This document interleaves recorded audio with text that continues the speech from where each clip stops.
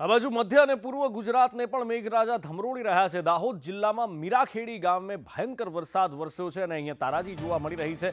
મીરાખેડી ગામ તરબોળ થઈ ચૂક્યું છે, લોકોના ઘરમાં પાણી ઘૂસી ગયા છે, ઘર અને ખેતરો અત્યારે ડૂબાડૂબ થઈ ગયા છે। સાથે જ દિલ્હી મુંબઈ કોરિડોરના કારણે અહીંયા હાલાકી વધારે થઈ હોવાનું લોકોનું કહેવું છે। રસ્તા, ખેતરો જાણે કે નદી અને તળાવમાં ફેરવાઈ ગયા હોય એવું લાગી રહ્યું છે અને ભારે વરસાદના કારણે પાણી ભરાતા લીંબડી દાહોદ હાઈવે બંધ થઈ ગયો છે।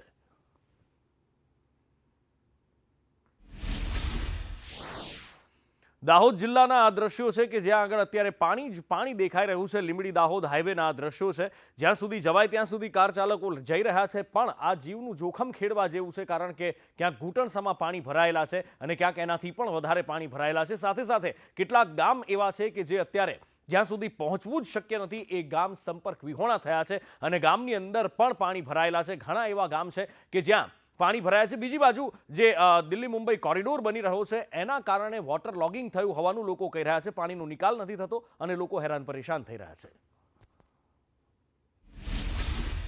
હવામાન વિભાગની આગાહી પ્રમાણે દાહોદ જિલ્લાની અંદર પણ ઓરેન્જ એલર્ટ આપવામાં આવ્યું છે। તેને પગલે દાહોદ જિલ્લાની અંદર પણ ધોધમાર વરસાદ જે છે, પવનના સુસવાટા અને વીજળીના કડાકા ભડાકા સાથે વરસાદ જે છે વરસી રહ્યો છે। ત્યારે મહત્વની વસ્તુ હું તમને વિઝ્યુઅલ બતાવવા માંગીશ કે આ છે ઝાલોદ તાલુકાના મોટી હંડી ગામની અંદર જ્યાં મતદાન થઈ રહ્યું છે અને ત્યાં પણ લોકો જે છે આટલા ધોધમાર વરસાદની અંદર પણ પોતાનો મતનો ઉપયોગ, પોતાનો મતાધિકાર કરવા માટે પણ તેઓ અત્યારે લાઇનની અંદર ઊભા છે।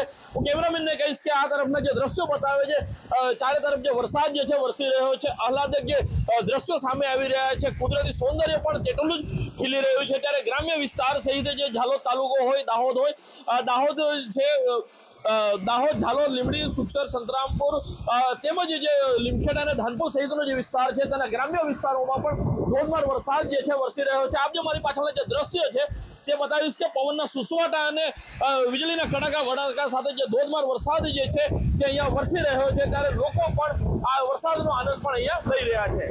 હેમલ પંચાલ, સંદેશ ન્યૂઝ, દાહોદ।